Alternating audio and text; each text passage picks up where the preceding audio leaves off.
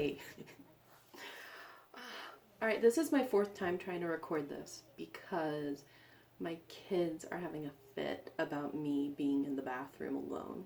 Because, I mean, that is their kryptonite. So, I'm a little rattled, but we're going to try it again because this video is really important to me and I really wanted to make it. Today what I wanted to talk to you about is pretty serious and it may be triggering for some of you. So if this is not the video for you, no worries. I have a lot of other videos that aren't triggering at all. You can go listen to me read a book about a witch. It's some A+ content, guys. So what I'm going to do today, oh my gosh, is talk about suicidal barriers to suicide. This is just an incredibly stressful time for everybody. And if you have a history of depression or anxiety, as I do, you may be having scary thoughts that are coming up. And I want to tell you that if you do, those thoughts can't hurt you. You know, suicidal thoughts cannot hurt you. Suicidal actions can, but the thoughts don't translate into actions.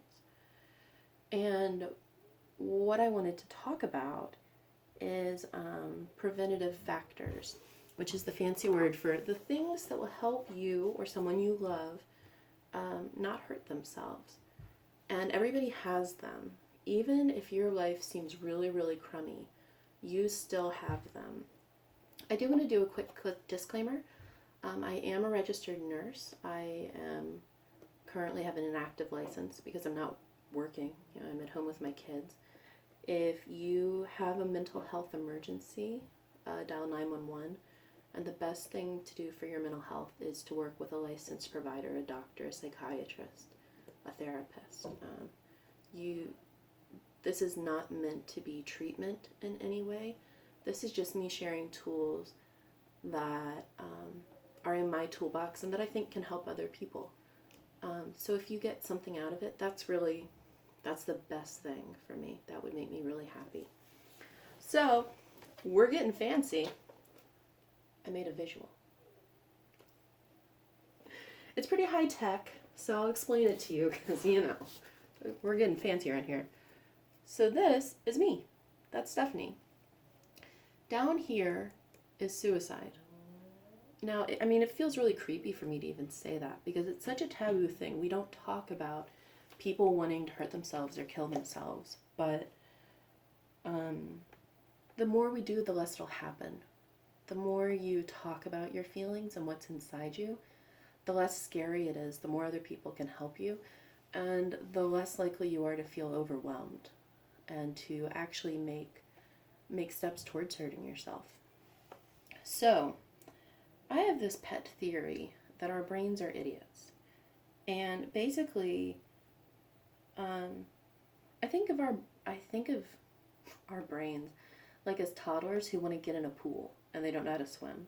So you need a fence around the pool.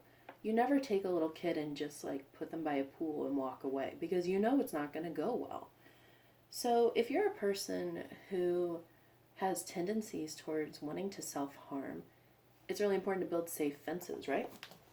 So I thought I would show you the fences that I have, and then we would do an exercise with an imaginary person showing you their fences.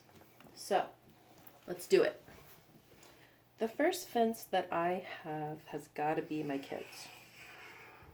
I have 2 boys, and you know, even when I was at my most depressed, I had really bad postpartum depression that told me, you know, you are a terrible mother, your kids would be better without you, the whole thing. There is no reality I can think of where my 2-year-old and my 5-year-old would be better off if I killed myself. I don't think there's a reality where that exists. So for me, that's the first barrier. That's always kind of if I got down to it, if I had nothing left in my life, the fact that I have 2 people who rely on me so completely will always be a preventative barrier for me, no matter what happens.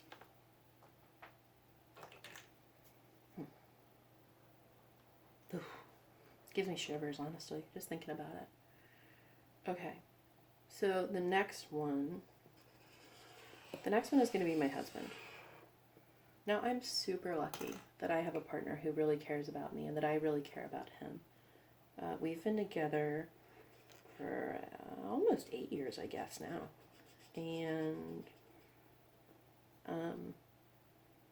yeah, I love him so much. And there's no reality where me killing myself is better for him either. And I love him. I wouldn't want to cause him that kind of pain. And also, I would miss all this time with him because I like being with him. And if I'm not here, then that's over. It ends. Okay. You know, the next one has to be my mom.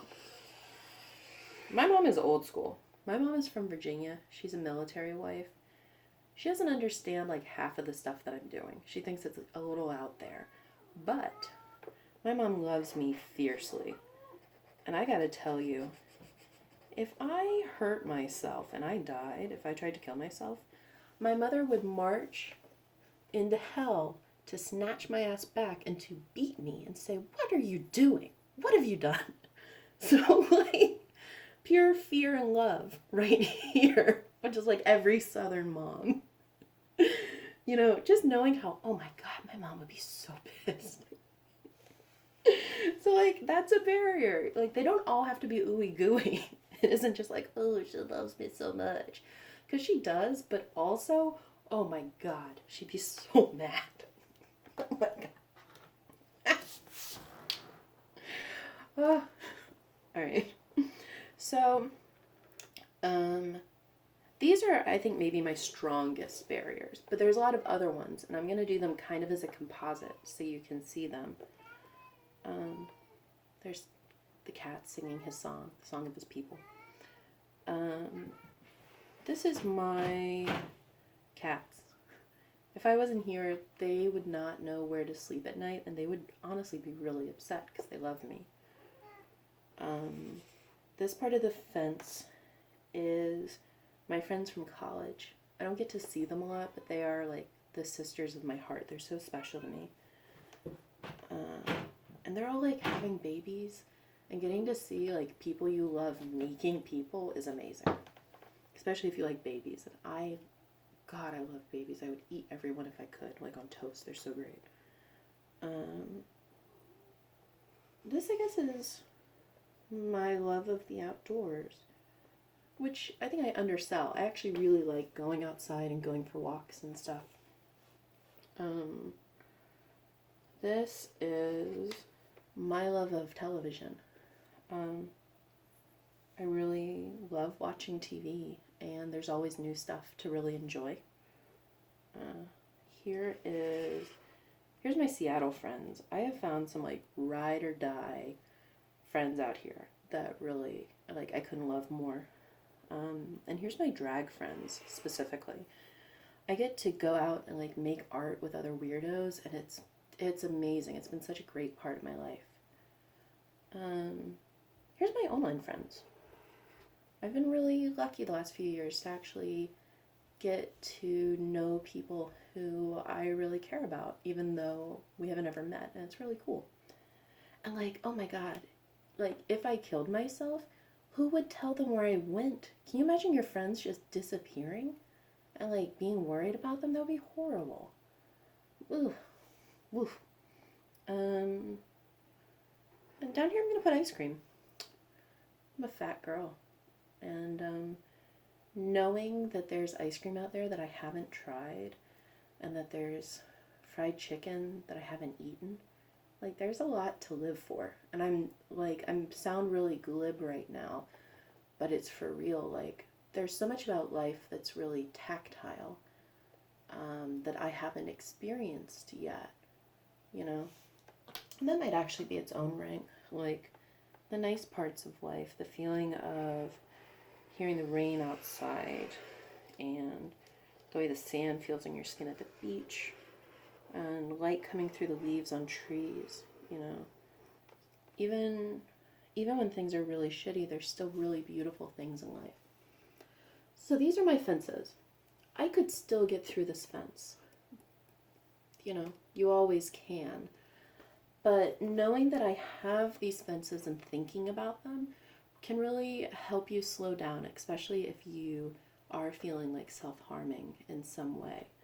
And also, if I was writing this out, I could label it. I could label this like my kids, my husband, my mom. I could put my friends' names here. I could do it anywhere. I could, do little bullets. And if I was feeling, like I might hurt myself, I already have a list of people who I know I could contact. And I could edit it beforehand. I could know that, like, maybe one of my friends is not the person to talk about with this. They have their own issues with anxiety. They're not going to be able to help me. But, like, my friend Roxanne is always ready to listen. And I mean, I'll talk to her if I'm having a mental health flare-up, because she has her own mental health stuff and we speak the same language. I love you, girl. So, this is mine. And I want to be the first to mention that I feel like I'm very privileged. I'm really lucky to have a family, to still have my mom, to have a parent I talk to have a partner who I'm close with. So I want to make another one. And this one is going to be a composite of my friends, because I didn't ask anybody if I could do them. And obviously I'm not going to do it without consent, because that's gross. But I'm going to make a composite friend for us to talk about.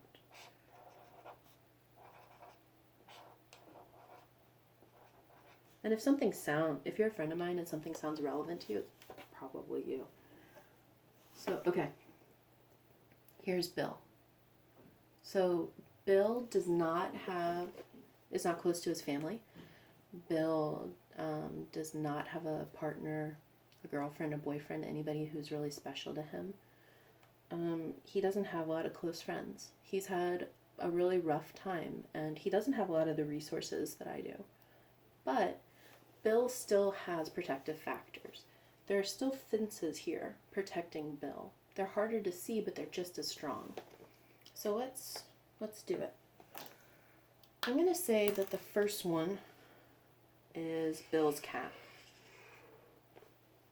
Bill loves his cat. And it could be anything. I'm going to scoot back so you can see. It could be anything that he has. It could be a snake, a turtle, a guinea pig, a dog. It could even be a plant. But there's a living thing that relies on him. That is honestly one of the best preventative factors for self-harm, having something that relies on you. I've heard a lot of therapists recommend to suicidal patients that they get a pet, and I think it's excellent advice. If you know somebody has to feed your fish tomorrow, that's an awesome thing for you to have something that needs you, something that cares about you, and something you care about. All right, let's do the next one. I'm doing these off the top of my head, so yeah, I'm gonna roll with it. The next one is Bill's MLB team. He is a huge sports fan. He always has been, and knowing that, they're not playing right now, but they'll come back next year is really exciting for him. Another one is, let's see, what's something he might be really excited about? Maybe it's Comic-Con. Bill loves going to Comic-Con each year. And it did get canceled this year, which could be a really stressful thing for him. It was for a lot of my friends. I rolled deep in nerds, so everybody was really miserable about it. But knowing that there are things coming that excite him is a preventative factor. Let's see what else we can do.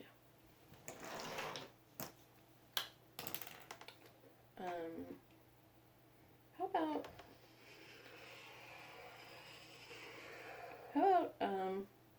all of my stuff is nerd stuff because I'm a nerd. How about The Lord of the Rings? Bill loves The Lord of the Rings, and one of his favorite things to do on the weekend is just to watch, the director's cut stuff. Now, what I've mentioned for Bill so far, none of it sounds very profound. I mentioned a cat, a baseball team. Oh my gosh, I already forgot. I'm a terrible therapist. Should have written down notes. Comic-Con, and a series of books. So a sports team, an animal, a reoccurring event, and a work of fiction. That's enough. That is a beautiful, well-lived life. You don't need a partner, kids, any of that to have a really profound, beautiful life that matters. You know, suicide prevention isn't like just for people with families, it's for everyone, because there's only one of you and you are really precious. You know, you'll never come again. You're the only time, and that's like a miracle, no matter how you think about it. Yeah, so I recognize that these are really, really difficult times and that all of us are struggling. And, you know, actually, I think interestingly enough, so here's Bill, here's me. You could argue that my barriers are stronger, right? I have more people in them. But with my history of mental illness, this has been a really hard time. I've really struggled. You know, this guy is always invisible. Those feelings of wanting to hurt yourself to other people unless you share them. But I want to remind you, your feelings can never hurt you.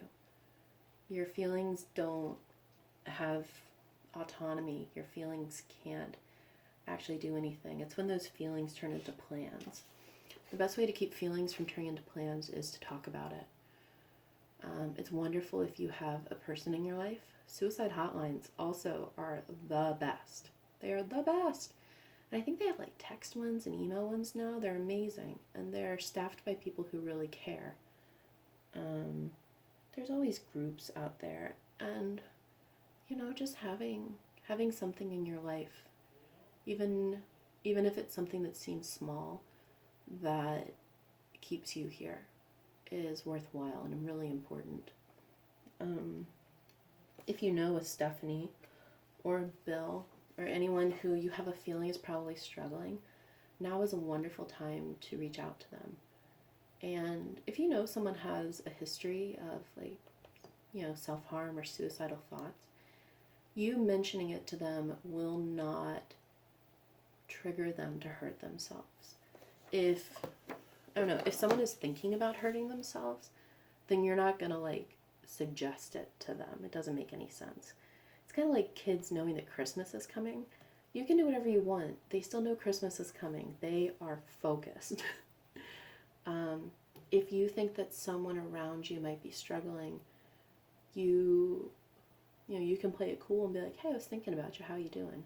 But you can also, be cool. But like with my friends, I'll say like, hey, are you thinking about hurting yourself? And sometimes people will say yes. And you can pass that up the chain. You can say, wow, like, that's really scary. Like, what can we do about that? How can we talk about it? The only life you can save is your own. You're the only person that you can guarantee will stay here with the rest of us. And when this really stressful, scary time is over, I want you to still be here. I'm still going to be here, even though it's been kind of hard lately. It's been really scary, everything going out there. My anxiety has been triggered. I've been having more panic attacks than usual, and those are very painful. But yeah, I just want you to know that you are precious, you are loved, you are lovable. You're the only one of you that'll ever be, and you're really valuable, and you matter.